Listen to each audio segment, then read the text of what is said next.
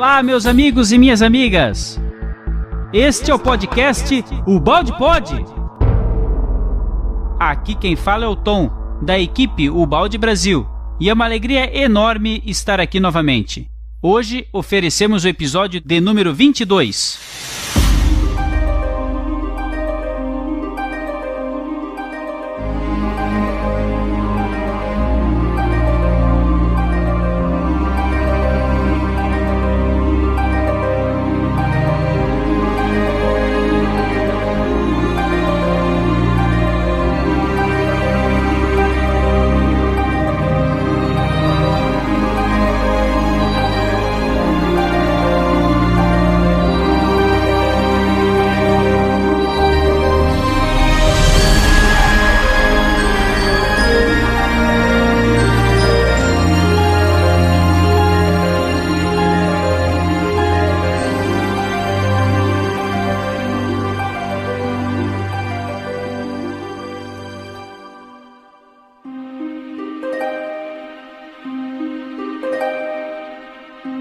Este é mais um podcast do Portal Pensar. E hoje faremos o estudo do capítulo número 22, intitulado A Necessária Justiça da Lei, da obra A Lei de Deus, do professor Pietro Baldi.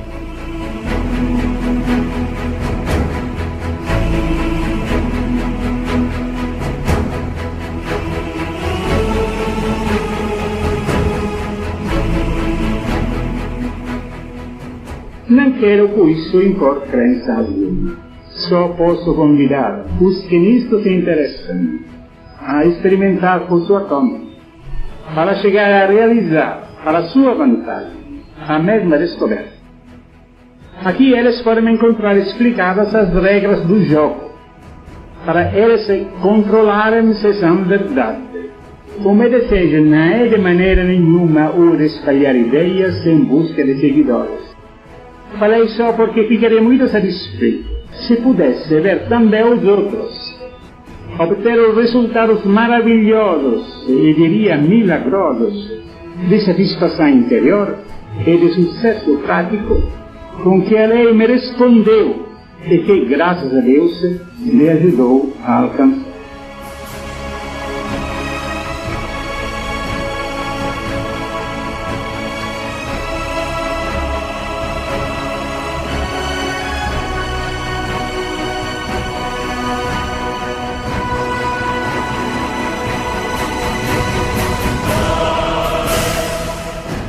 Para estudar este capítulo maravilhoso comigo, eu convidei meu querido amigo Luiz Felipe, de Niterói. Como está aí esta terra abençoada?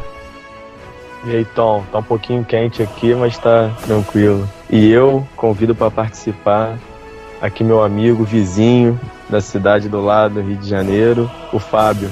Olá, pessoal, alegria de estar aqui com vocês mais uma vez. E para essa gravação, um capítulo muito importante, muito significativo para a vida da gente.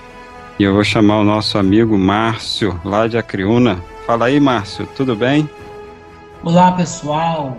Que grande alegria estarmos mais uma vez reunidos aqui entre amigos, entre irmãos, para estudarmos essa obra maravilhosa e principalmente o capítulo 22 desse livro, da Lei de Deus. E por estarmos entre amigos, eu vou chamar o grande amigo, irmão Neto de Taperoá. Fala aí, Neto. Olá, pessoal, gratidão por mais uma vez estar aqui com vocês. Olá, meu amigo Márcio, né? Sempre aí com seus comentários que nos traz muitos ensinos, né? E estou muito feliz por estar aqui hoje com vocês. Também quero convidar a nossa querida amiga Gi, né? A voz do Balde Pod, para vir aqui fazer a nossa leitura de hoje. Olá, meus amigos, muito boa noite. É um prazer enorme estar aqui de novo. O prazer é nosso.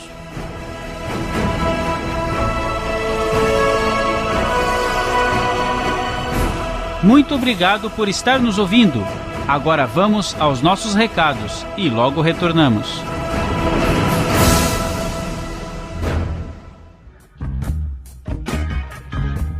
Balde Pod.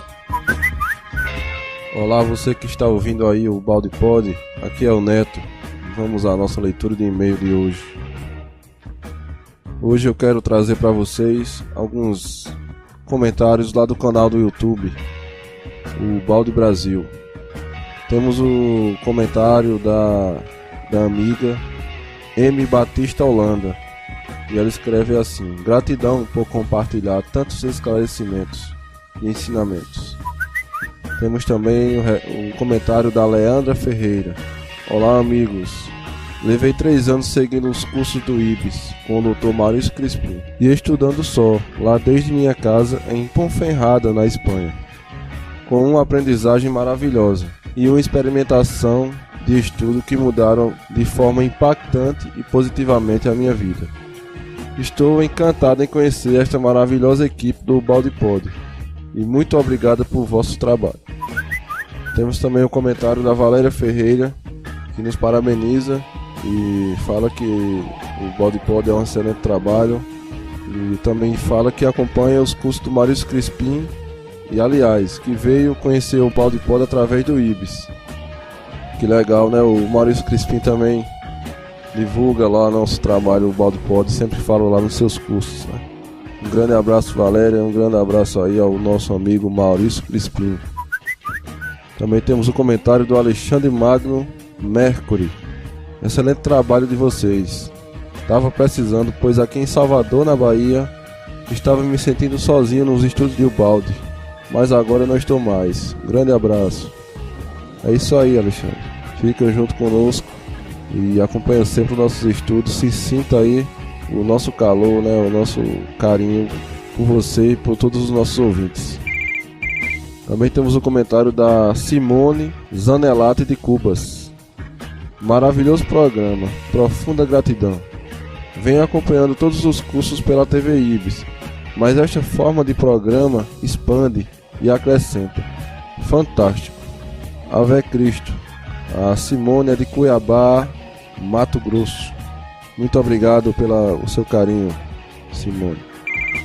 E temos também alguns comentários lá da página O Balde Brasil no Facebook. A galera que acompanha lá através do perfil O Balde Brasil, também deixando seu carinho e seus comentários pra gente aqui do Balde Pod. E quem fala é a Raquel Cardoso de Souza. E ela escreve assim: muita gratidão ao professor e ao grupo Balde Brasil pela divulgação homeopática e acessível. Estou aprendendo muito com os Balde Pods. Muito obrigado, Raquel Cardoso. Também temos a Yara Sá, que escreve assim: quanta sabedoria, que gênio generoso.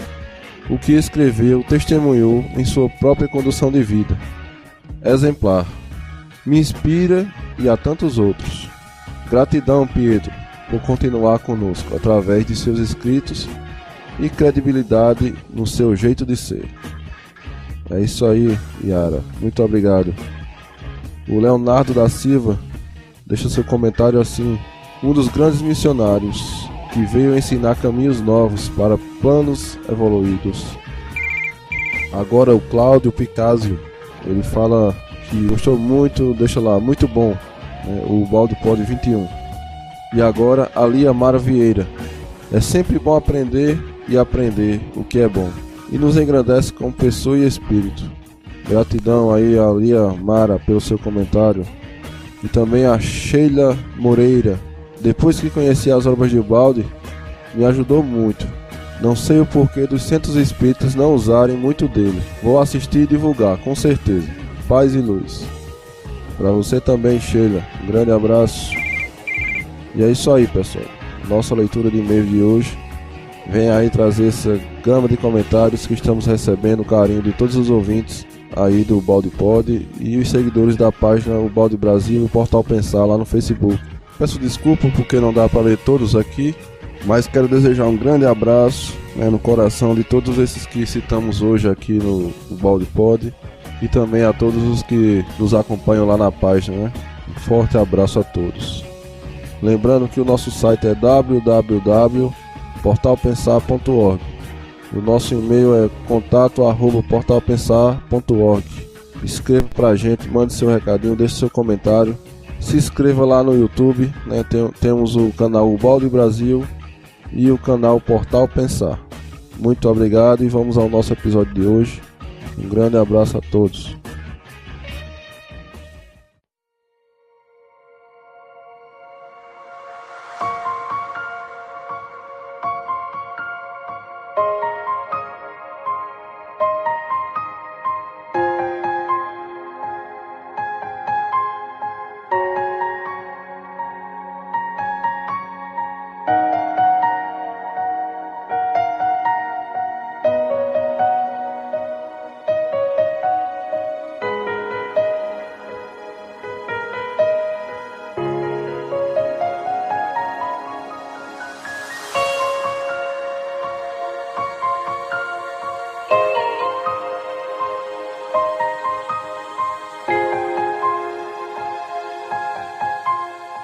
Capítulo 22. A impecável justiça da lei. Por que o mundo não segue o método da não resistência? Para que ele funcione, é necessário merecer a defesa da lei. Não adianta pedir justiça quando estamos praticando injustiça. A divina providência. Explicamos no capítulo precedente o significado, a razão profunda e as vantagens do método da não resistência, sustentado pelo Evangelho. Terminamos nossa conversa com esta pergunta: por que o mundo ainda não compreende a utilidade deste método de vida e não o segue? Observemos agora as razões deste fato. O sistema do Evangelho, poder-se-ia dizer, funciona a longo prazo por ser de longo alcance. O sistema do mundo, pelo contrário, funciona a curto prazo e é de curto alcance. Isso é lógico porque neste segundo caso, tratando-se de um plano de vida menos evoluída, tudo nele é mais limitado no tempo e no espaço. Isto também corresponde à forma mental do homem prático, que percebe só de perto, como os míopes, e se julga positivo e adaptado à realidade, porque enxerga só as coisas concretas e os efeitos imediatos. Esse tipo de homem tem pressa de algo realizar, porque seu mundo é o caos, e no reino desorganizado da desordem, nada de duradouro se pode construir. Só a luta sem certeza alguma do amanhã. Esse homem está fechado na sua psicologia de nível sensório, e por isso cheia de ilusões, nas quais acredita cegamente. Ele ainda não possui a inteligência de nível especulativo, que possa orientá-lo com o conhecimento das causas primeiras e do funcionamento orgânico do todo. Por estas razões, o mundo não pode ainda compreender a utilidade desse novo método de vida que aqui explicamos e, por conseguinte, não o pratica.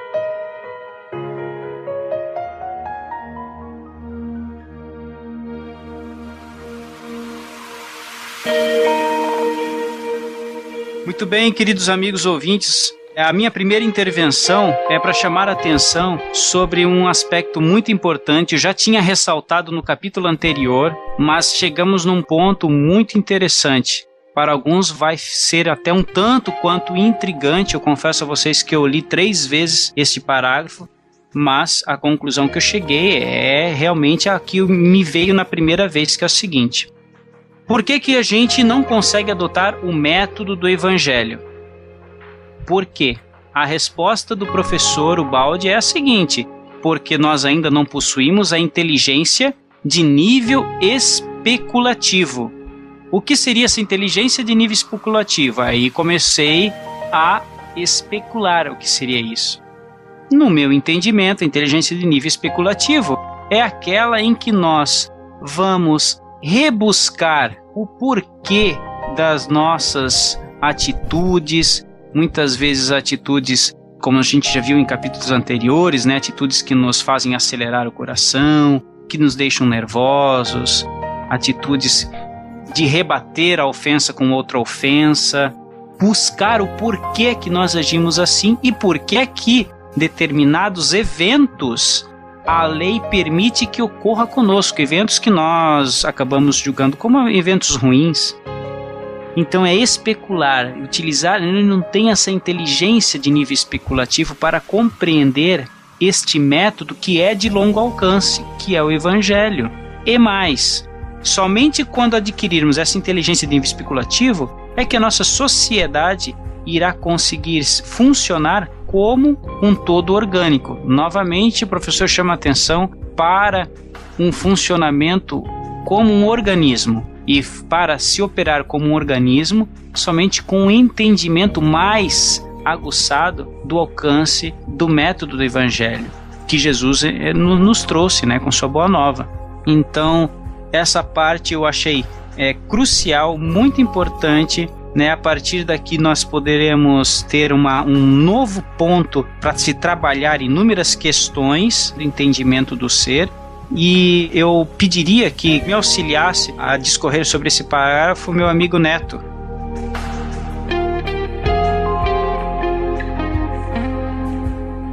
Também me chamou muita atenção, logo no início do parágrafo, onde ele fala aí que o Evangelho é de longo prazo e de longo alcance, né?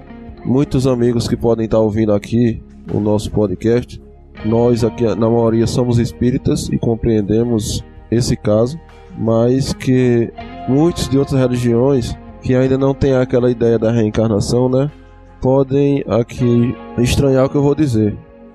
Mas o que eu acho que ele quis dizer aí nesse longo prazo e longo alcance é que as consequências dos nossos atos vai além dessa vida, né? E já vem como resultado de outras vidas.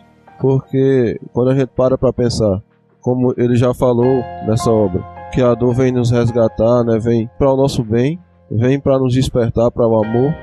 Quando a gente observa crianças que já nascem sofrendo essa dor, sofrendo com deficiências físicas, com doenças patológicas graves, e a gente olha para o Evangelho e diz: por que isso acontece? Então, sem a ideia da reencarnação, muitas coisas ficam incompreensíveis. E eu acredito que o longo alcance do Evangelho seja, onde ele fala aí que está fora do limite do espaço-tempo, só conseguimos explicar através da reencarnação. Era isso que eu queria chamar a atenção aqui para esse trecho.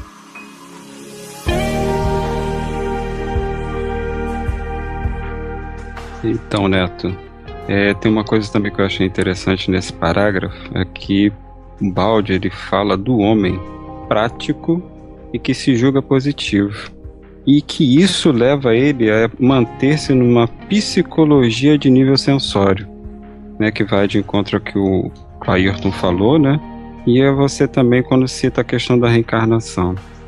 Então nós vemos aí, para alcançar esse nível especulativo, quem nós temos como grande exemplo nisso? O nosso professor também, Allan Kardec, que com a sua questão da razão, da observação, da avaliação, da análise, traz para a gente todo aquele cabedal, né, de ensino que ele conseguiu observar e codificar. E nós vamos ver também na Revista Espírita ele comentando sobre a questão da era da razão, né, de nós termos, a humanidade ter alcançado essa época onde a gente vai sair do sensório e vai despertar o ser para essa especulação.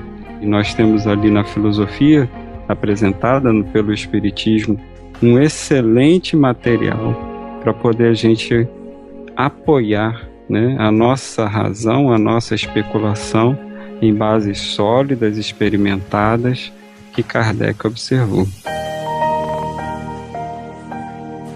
Maravilha, Fábio. Enquanto o Neto estava falando aqui, e você também, Fábio, quando citou Kardec, eu preciso dar um toque aqui para todos os ouvintes, né, e dizer que a equipe Ubaldi Brasil, ela produz esses podcasts não somente para quem professa a doutrina espírita, para quem se afeiçoa ao espiritismo, tá ok?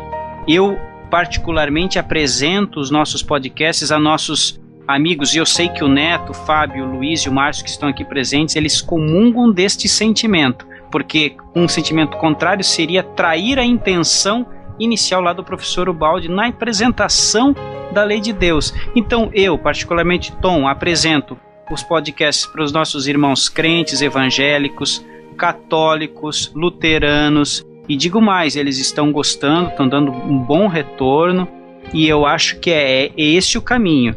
né? Mesmo porque nós, dentro do portal Pensar, nós teremos grande interesse em trazer esses grandes pensadores estudiosos das outras religiões para juntos produzirmos também séries aí que vão ficar com certeza muito interessantes. E o pensador Pietro Baldi, sendo universalista, ele vai dar um norte, né, para nossa equipe, para nós podermos acolher todos os grandes ideais, ideias que no final das contas vão querer produzir para o bem. Tom, o Baldi, ele se coloca, né? Ele é universalista. Essa obra, o objetivo dela não é trazer conceitos de discussão filosóficas nem teológicos, mas assim, o caso da reencarnação, né? Eu acredito que estamos aí próximos, né, da ciência oficial comprovar aí nesses casos que a reencarnação existe. Eu acho que aí os irmãos, né, de outras religiões, assim, eu convido a fazer uma reflexão sobre a reencarnação. Se as religiões, o cristianismo oficial aceitasse como uma lei a reencarnação, eu acho que resolveria muito o caso da nossa divisão entre religiões, né? Até Allan Kardec coloca lá no livro Céu e Inferno, né, que seria a primeira pedra a ser colocada como união entre todas as religiões, seria aceitar a reencarnação. Eu posso até tirar esse comentário, né, mas eu queria só deixar aqui para vocês que seria uma boa, né? É isso aí, Neto, muito bom. Eu acho que é realmente um aspecto que está sendo muito ventilado, né? Eu acho que cada um de nós aqui, os diversos portais falando, as pessoas estão realmente refletindo. A gente tem células dentro de cada grupo de estudo de outras doutrinas também debatendo, conversando isso aí de maneira fraternal, aberta. Acho que a gente está evoluindo nesse sentido aí, viu, Neto? Eu acho que mais aí uns 200 anos a gente chega ali.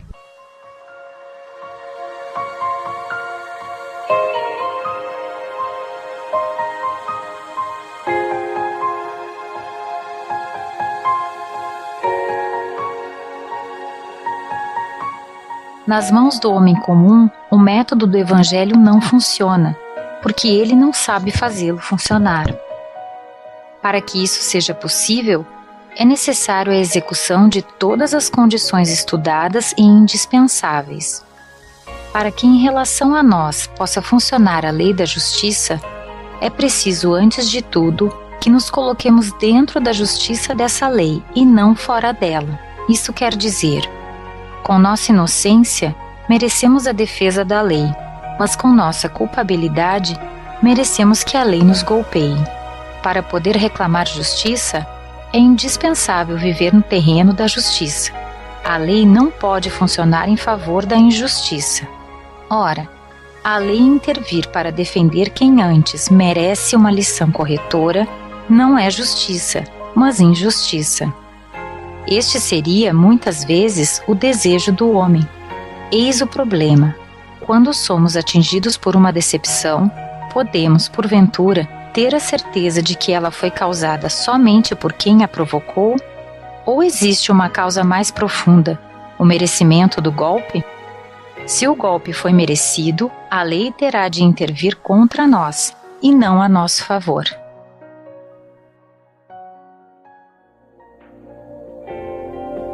Luiz, olha bem a pergunta que o professor coloca. Quando nós somos atingidos por uma decepção, nós fazemos a pergunta correta ou a gente para naquela questão que foi somente a pessoa que provocou e realmente a culpa dela, é uma pessoa de determinada maneira explosiva, ou a gente continua, fica naquela questão especulativa até chegarmos em muitas vezes a nós mesmos, como nós que fomos os originadores de determinada situação. Veja que interessante, porque lá no início o professor coloca que o método do Evangelho, o homem comum não compreende porque não sabe fazer funcionar. E não desenvolver essa inteligência de nível especulativo é um dos grandes obstáculos, não é verdade? O que você acha?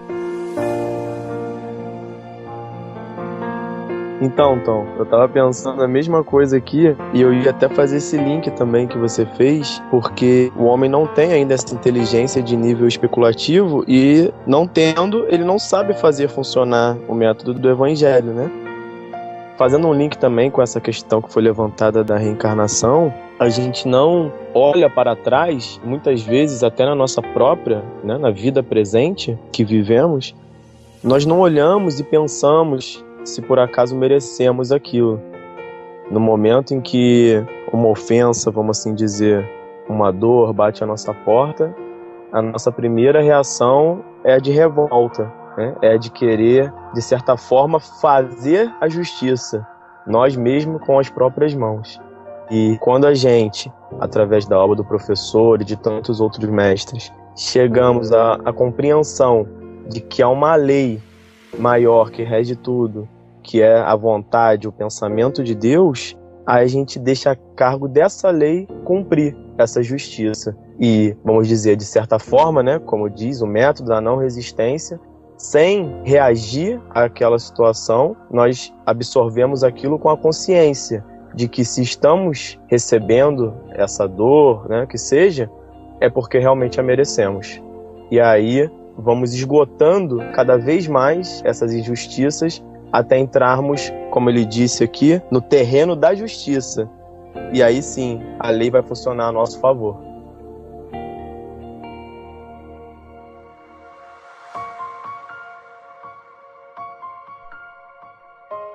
Para a lei funcionar a nosso favor, é necessário que sejamos inocentes e que não tenhamos dívidas a pagar.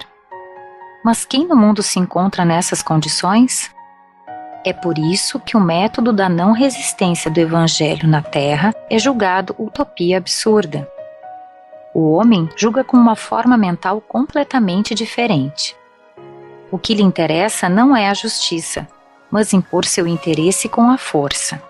Outra psicologia não pode dominar num plano onde vigora a lei da luta pela vida. Como pode a lei defender o ofendido, se por outro lado ele é um ofensor? Muitas vezes reagimos contra o ofensor e nos alegramos quando chega sua punição por tê-lo merecido, advinda da própria lei, que é justa. Nesse momento em que estamos pedindo justiça, estamos, na verdade, praticando injustiça, e com isso merecendo punição da própria lei. Como podemos exigir que os outros nos paguem suas dívidas quando nós ainda não lhes pagamos as nossas? Como podemos, no banco da justiça da lei, criar e exigir créditos quando estamos cada vez mais cheios de débitos? Para que possa funcionar o método da não resistência, é necessário, primeiramente, termos pago à justiça da lei todas as injustiças que antes praticamos contra o próximo. Ao recebermos uma ofensa, em vez de nos dirigirmos ao ofensor, deveríamos falar com Deus e com nós mesmos, para saber onde está a verdadeira causa da ofensa, se ela se encontra dentro de nós, em lugar de se encontrar nos outros. No método da não resistência, o problema está equacionado de uma forma completamente diferente da do mundo. Em geral, cada um prefere atirar a culpa sobre os outros, ao invés de reconhecer-se culpado. Num sistema de justiça, tal como é o da lei, se esta nos golpeia, como se pode admitir que a culpa seja dos outros? De fato, se alguém vive de acordo com a justiça e recebe um ataque não merecido, a lei, por si mesma, pelo seu princípio de justiça, defendê-lo-á, quando ele praticar o método da não resistência, de modo que a reação não terá mais sentido. Ele já se colocou dentro do equilíbrio da lei. Sendo justo, para que se realize a justiça, ele tem de ser protegido pela lei, a qual o defenderá como sendo coisa sua, que faz parte do seu sistema. Só ao mundo pertence o erro de enredar-se no sistema desequilibrado de reações e injustiças recíprocas, no encadeamento sem fim, porque não se pode reequilibrar o desequilíbrio acrescentando novos desequilíbrios. E ao equilíbrio não se pode chegar a não ser pelos caminhos reequilibrantes da não resistência.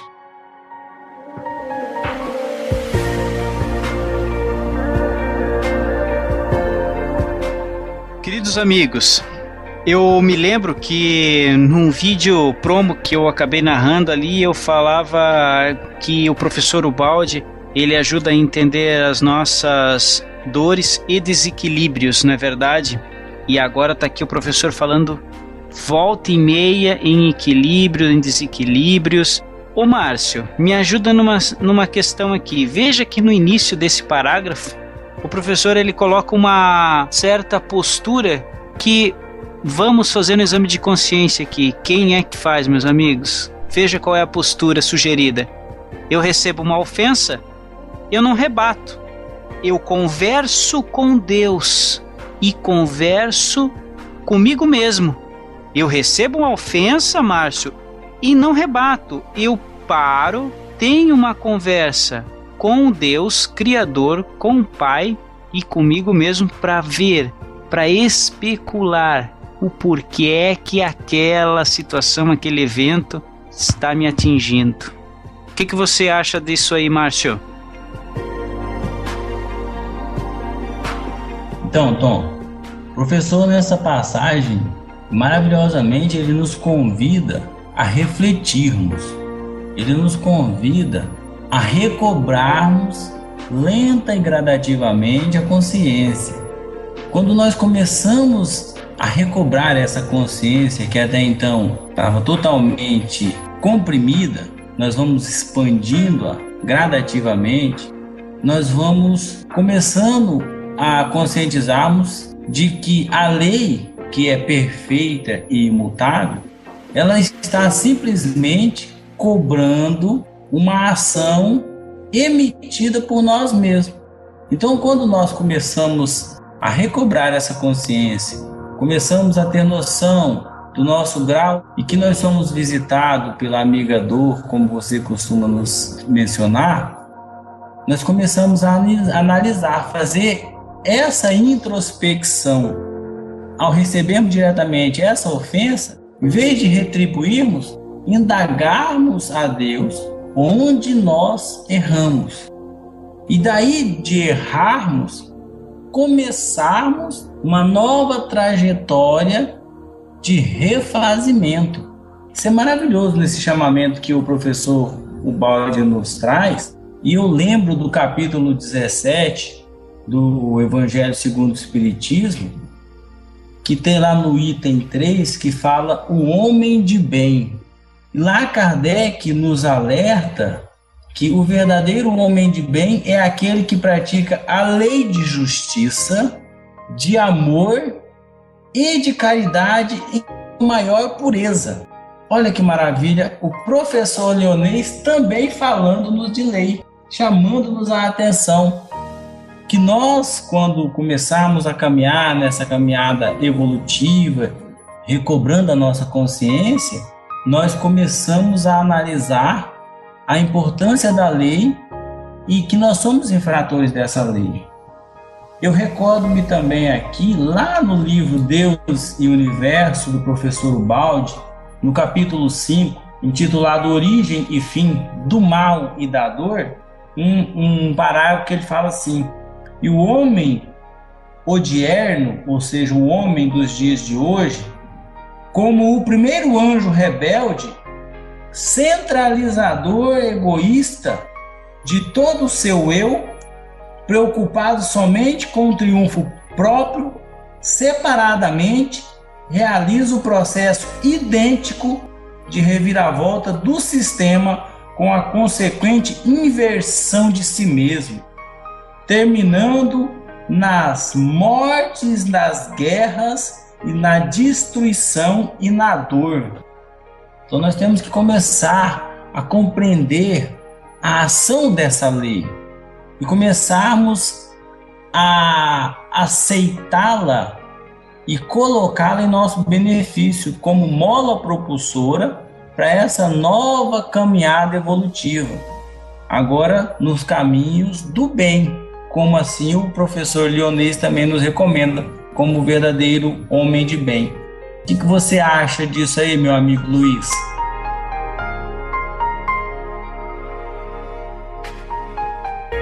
Muito bom, Márcio. Olha que interessante que eu pesquei aqui. ele fala no finalzinho, retrocedendo um pouco, penúltimo parágrafo que a gente leu, ele vai falar que para que possa funcionar o método da não resistência, é necessário primeiramente termos pago a justiça da lei todas as injustiças que antes praticamos contra o próximo. Então, sabendo que somos frutos de inúmeras vidas, nós, aceitando as ofensas, a dor que bate à nossa porta, né, utilizando desse método de não agredir, não revidar essa ofensa, essa dor, nós deixando a Deus que faça essa justiça, nós vamos esgotando e entrando nesse terreno da lei de justiça. E aí a gente esgota primeiro essas injustiças, né, que a gente praticou, e aí quando a gente entra em equilíbrio com essa lei, aí essa lei começa a funcionar ao nosso favor. E toda vez que por acaso for acontecer algum ataque novo, depois de a gente estar, vamos dizer assim, 0-0 com a lei quitado, a gente não mais vai receber esse ataque, porque a gente vai ter um merecimento e aí o princípio da justiça vai funcionar ao nosso lado. Olha só que questão interessante e legal, né, da gente pensar para o nosso dia a dia.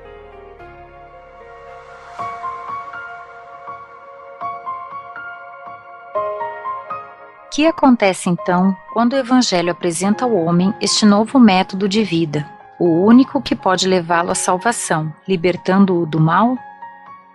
Para quem pede a defesa, não da justiça, mas da injustiça, a lei não funciona. Então, aquele método é loucura e o homem lhe vira as costas. Volta, assim, ao seu sistema, o da injustiça, da força, da luta. Volta às leis do seu plano animal e aos seus instintos inferiores. Recusa-se a fazer o esforço para evoluir e assim resolver seus problemas e libertar-se de seus sofrimentos. O mundo não quer aceitar o remédio que lhe foi oferecido para a cura dos seus males. Preferir o próprio dano à própria vantagem não é maldade. Não pode ser senão fruto da ignorância, da falta de inteligência. Mas aí então está a dor, providencialmente encarregada de mostrar que a loucura não está no Evangelho, mas em nós, porque não queremos compreendê-lo. Estamos reclamando justiça e não compreendemos que estamos recebendo justiça, mas na forma de sofrimento, porque a justiça pedida muitas vezes não é senão injustiça, isto é, justiça às avessas. Tal justiça só podemos receber em forma de sofrimento. A lei quer nosso bem e não se pode chegar a ele acrescentando ao mal novo mal. A grande loucura do mundo é querer chegar à justiça pelos caminhos da injustiça. Assim, um regime social toma lugar de outro, mas são todos filhos dos mesmos enganos e violências. Vemos na realidade da vida os resultados desse método. A justiça tem de ser absoluta e imparcial, e não consistir numa série de justiças relativas e partidárias, em função de interesses dos que as praticam. A lei não pode estar sujeita aos egocentrismos individuais ou de grupo. Ela está acima de tudo isso, acima das nossas concepções e lutas. Dissemos nos capítulos anteriores que iríamos falar sobre a divina providência. Trata-se de um fenômeno parecido com aquele que estamos estudando, sujeito também às suas regras. E nele também muitos não acreditam, porque em suas mãos não funciona, por não terem sido satisfeitas as condições necessárias. Então, afirma-se que a divina providência não existe, e de fato, assim é para eles. Entretanto, ela continua funcionando para outros. Nesse caso, também se trata de um fenômeno a longo prazo e de longo alcance.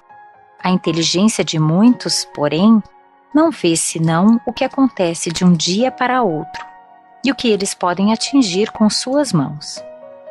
A maioria acredita viver no caos e procura agarrar no momento o mais que pode, não suspeitando que vive num universo orgânico, onde há de tudo, de sobejo e sempre a nosso dispor, se fizermos movimentos certos conforme as normas da lei. Mas a inteligência para chegar a esse nível ainda não foi conquistada. Viramos então as costas à divina providência, renunciamos à sua ajuda e voltamos às lutas do nosso mundo. Parece loucura que tanta gente tão astuta espontaneamente renuncia a estas vantagens. Mas, desse modo, se cumpre a justiça da lei, da qual não se pode fugir. E da justiça, nada se pode ganhar sem ser merecido. Já falamos sobre a divina providência em nosso livro A Nova Civilização do Terceiro Milênio, capítulo 11. Enumeramos naquele livro as condições indispensáveis para o funcionamento da divina providência. São as seguintes: primeiro, merecer ajuda. Segundo, haver, antes de mais nada, esgotado as possibilidades de suas próprias forças. Terceiro, estar de acordo com suas condições, em estado de necessidade absoluta. Quarto, pedir o necessário e nada mais. Quinto, pedir humildemente, com submissão e fé. Quem quiser aprofundar-se nesse assunto em particular, encontrá-lo-á desenvolvido no livro e capítulo já mencionados.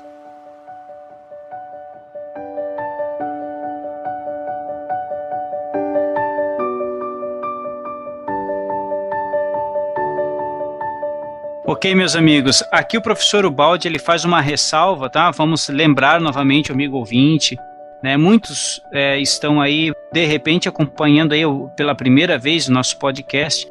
Então, só recordando, essa obra, A Lei de Deus, foi um programa de rádio que o professor Ubaldi ia na Rádio São Vicente todos os domingos. Então, aqui neste momento, ele já tinha lançado um livro chamado A Nova Civilização do Terceiro Milênio, onde ele dá uma pincelada em 5 aspectos aqui, né, sobre o funcionamento da divina providência. Tá? Eu gostaria que tanto o Luiz como o Fábio, o Márcio dessem aqui uma breve explanação sobre aqui essa parte do livro, tá ok? Luiz, está contigo inicialmente. Então, Tom, é legal esse livro, né, muito atual, apesar da época que foi escrito, né, como o título sugere, A Nova Civilização do Terceiro Milênio. E, inclusive, é o subtítulo do Congresso Nacional Pietro Baldi. E comentando sobre o texto, é muito interessante todos os itens, né, mas principalmente o primeiro e o segundo, onde ele fala de que a gente tem que merecer essa ajuda, né? Então a gente tem que fazer por onde, né? Através desse método da não resistência, da justiça, tudo que a gente leu até agora, e merecer essa ajuda. E depois, isso aqui que eu acho é o mais legal, no meu ver, haver antes de mais nada esgotado a possibilidade de suas próprias forças. E a gente, acredito que muita gente vai se identificar, quantas vezes no nosso dia a dia, nós procurando qualquer coisa que seja, desde um emprego, né, até coisas espirituais mesmo, nós corremos atrás daquilo e quando parece que aquilo não vai ter mais jeito, estamos prestes a realmente desistir por não ter mais forças, nós vemos uma ajuda que a princípio pode não parecer divina, mas que com certeza é. E aí é a divina providência agindo em nosso favor. E todos os itens são interessantes, mas eu gostaria de frisar mais esses 2. Maravilha, Luiz. Eu também frisei aqui o 2, o 3 e o 5. O 2, eu fiz uma equivalência ao esforço que nós devemos ter antes de sermos contemplados pela divina providência. O item 3, fiz uma equivalência a ser ou não necessitado realmente. Muitas vezes achamos que somos necessitados de um auxílio, né, do mais alto, mas ainda não é o momento. E o item 5, eu fiz a equivalência à obediência, porque é com submissão e fé, e inclusive é um dos votos dos franciscanos a obediência. Mas eu vou pedir que o Fábio faça alguns comentários, porque nós estivemos discutindo alguma coisa sobre divina providência. Bom, pois é, Tom. Eu, nesse ponto que nós estamos fazendo a leitura, eu fiquei raciocinando aqui, né, refletindo, na verdade, sobre a questão do item 1, merecer ajuda. Porque o que a gente leu antes sobre a questão da justiça, do método da não resistência, como é que a gente vai alcançar o merecimento da ajuda? A gente tem que estar quite com a lei. Então, Jesus nos auxilia nesse aspecto, colocando para a gente várias coisas, principalmente a questão do perdão, da tolerância. A gente observar que, já que é a longo alcance, então eu tenho que conseguir suportar hoje o mal que chega em mim, que eu mereço, porque é o exercício da lei em mim, não propagar esse mal para que eu fique quite dentro da lei da justiça, e aí sim a gente passa de fato a ser merecedor, como é colocado. E é importante refletir, o Luiz também já comentou, a questão da divina providência, que ela não é imediata. Nós trazemos em nós a questão do imediatismo. Então a fé e hoje, conhecedores, né? Esse conhecimento que nos traz Pietro Baldi, para que nós possamos refletir de como esse processo, de como esse fenômeno da divina providência ocorre, vai fazer com que a gente persevere, que a gente não desista tão facilmente, sabendo que o processo é assim, não é um processo de imediato. Era isso que eu gostaria de comentar a respeito desses itens. Então, esses 5 itens aqui citados no livro A Nova Civilização do Terceiro Milênio, para ilustrar essa história, em oportunidades anteriores, não me recordo mais o capítulo, falando também sobre providência divina, alguém, os irmãos, relatou um amparo que o Dr. Bezerra de Menezes recebe quando encarnado, um amparo financeiro. E ao estudar esse capítulo hoje, me veio a história do Chico, o nosso querido Chico Xavier, quando ele, em Pedro Leopoldo, cuidava de um grupo de pessoas, mais de 200 pessoas, próximos a uma ponte na periferia, uma ponte que havia caído. E ele, todos os finais de semana, levava sopa, alimentos a esses irmãos. Nesse final de semana que ele estava pronto aí, ele não tinha nada para levar, juntamente com a sua companheira Luísa. E ele ficou preocupado e choroso e entrou em prece. E o Dr. Bezerra de Menezes aparece-lhe e humildemente fala: Chico, coloque algumas vasilhas com água que eu vou magnetizá-las, que eu vou fluidificá-las, você levará e dará aos irmãos que irá auxiliá-los. E assim o Chico fez e pôs-se a caminho dessa ponte. Chegando lá, o Chico humildemente se colocou diante dos irmãos, fez uma prece e disse que naquele dia, infelizmente, ele não tinha nada para oferecer-lhes. E eles começaram a revoltar-se, xingaram o Chico, ficaram muito revoltados com o Chico. E o Chico humildemente abaixou a cabeça e começou a chorar. E quando uma das mendigas mais antigas do meio ali, de muito respeito, subiu em cima de uma pedra e fez com que todos se calassem, que respeitassem o Chico, porque o Chico até então nunca tinha falhado com sua ajuda. E que ela tinha alguns pães e que esses pães ela doaria ao Chico para o Chico compartilhar com eles. Nesse ínterim, chega um caminhão lá nessa ponte perguntando pelo Chico.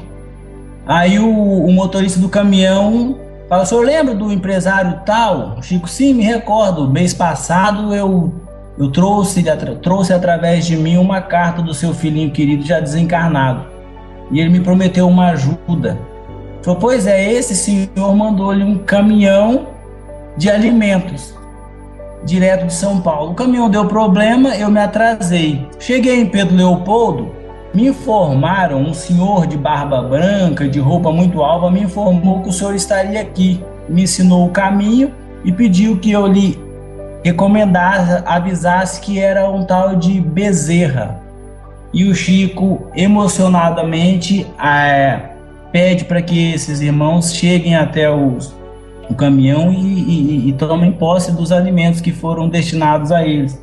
Então eu resolvi contar essa história simplesmente para nós lembrarmos da providência divina, porque o Chico mereceu ajuda.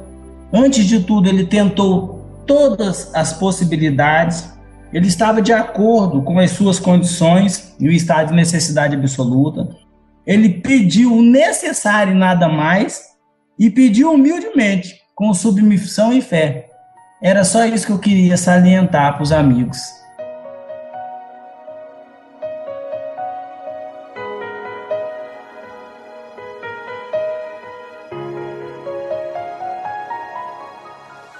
Neste capítulo 22, estamos discorrendo sobre esta grande realidade, a lei de Deus que tudo rege. Procuramos ver as normas que dirigem o mundo moral, reconhecendo nelas a mesma exatidão das leis que regulam o mundo físico e dinâmico. Procuramos, assim, atingir uma orientação a respeito da nossa conduta de acordo com os métodos positivos da ciência, isto é, a lógica e a observação. O que aqui temos exposto satisfaz a razão, porque a lei é também racional.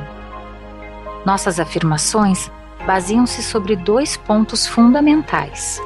Primeiro, uma teoria geral da estrutura e funcionamento orgânico do universo, da qual essas afirmações representam as conclusões práticas derivadas daquela teoria. Segundo, estas conclusões foram submetidas a controle experimental, isto é, são o resultado, como dissemos no começo, de meio século de experiência, a qual se poderia chamar de laboratório, porque foi executada no banco experimental da realidade da vida. Como acontece a todos, que de qualquer maneira têm de movimentar-se e adotar uma conduta, nós também, percorrendo os caminhos da vida, não podemos deixar de tocar as teclas da lei e de receber, através dos acontecimentos, sua resposta. E nada melhor que os fatos tem o poder de convencer. Vimos, em verdade, o funcionamento da lei. Podemos, assim, dar testemunho de que ela funciona, desenvolvendo-nos o que lhes entregamos, retribuindo-nos conforme o que merecemos. E não podemos acreditar, porque isso seria ilógico e injusto, que a mesma lei não venha a funcionar da mesma forma para todos. Não queremos com isso impor crença alguma. Só podemos convidar todos aqueles que se interessarem por estes conceitos a experimentá-los por si mesmos, a fim de realizarem, para sua vantagem, a mesma descoberta. Aqui se encontram explicadas as regras do jogo, para serem controladas, verificando-se se são verdadeiras. Nosso desejo não é, de maneira nenhuma, o de espalhar ideias em busca de seguidores. Falamos unicamente porque ficaríamos muito satisfeitos se pudéssemos ver também os outros, apesar de se encontrarem no meio deste mundo feroz, obter os resultados maravilhosos, diríamos mesmo milagrosos, de satisfação interior e de sucesso prático que a lei nos respondeu e que, com a ajuda de Deus, nos permitiu alcançar.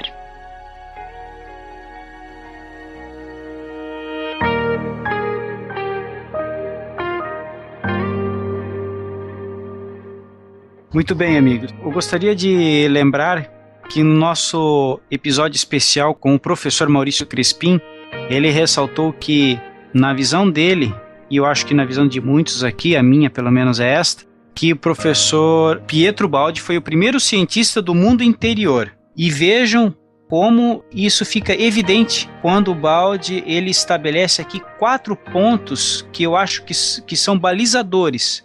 Quais são esses 4 aspectos que eu destaquei desse último parágrafo? O primeiro deles, não impõe crença a ninguém. Segundo, a experimentação do método. Experimente o método que o professor lhe apresente. Terceiro, não buscar seguidores. E o quarto, a satisfação do professor está justamente em dividir o conhecimento que ele alcançou, a nouri que o preencheu. Esta é a sua satisfação, e não em somar pessoas, né, no que ele enumera como seguidores, e não em impor nenhum tipo de crença. É justamente isso. O que você acha, Luiz, para arrematar aí?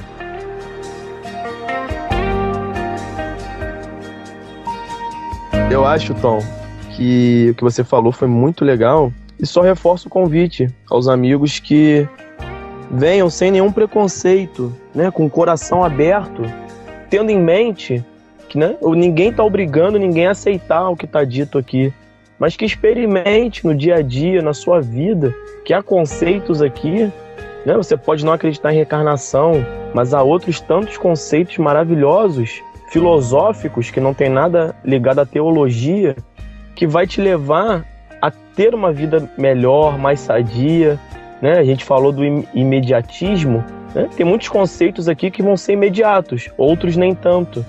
Mas é possível que você aplique alguns conceitos na sua religião, independente de qual seja.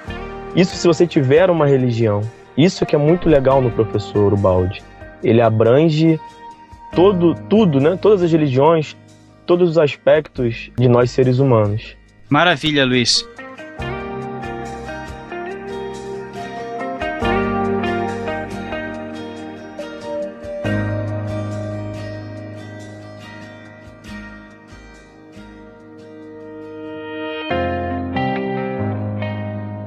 Querido amigo ouvinte, chegamos ao final de mais um estudo do capítulo 22. O próximo podcast vai ser o 23º e estamos aí muito próximo de encerrar o nosso estudo dessa maravilhosa obra. Continue aí conosco, divulgue ao seu círculo de amigos, mande suas dúvidas, sugestões, que estaremos com muita alegria aí respondendo a cada um de vocês. Muito obrigado a participação aí dos amigos Fábio, Luiz, Neto e Márcio. Obrigado, Agi, pela leitura. E vamos em frente sempre com Deus. Tchau, tchau.